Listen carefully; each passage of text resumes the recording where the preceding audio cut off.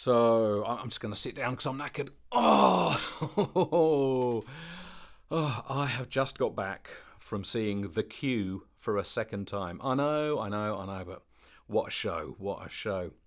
The first time I went, I took my dad to see it, but he wasn't that keen. He's more of a traditional theatre man, like musicals, comedies, that kind of thing. So taking him to see a site-specific avant-garde piece like The Queue, I think was a bit too much for him. He was bit disappointed in the lack of songs and dancing, but he said he liked the costumes at the end, but he said he wouldn't bother again. He preferred Les Dennis in Cinderella, the panto we saw in 2019, I think.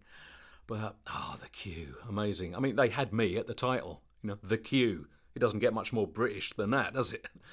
But it's just, well, like most shows you go and see, you sit down, the cast come on, they perform, they do the show, and then they go off, and that's it. But with The Queue, it's different because there are no seats. So the audience is constantly moving in this long, winding line that just seems to go on and on and on and on forever. It's genius. It's such a simple, effective idea that you just wonder why no one's thought of it before. It's just amazing. Some people are disappointed with the ending. I loved it. I won't spoil it for you, but no, I loved it.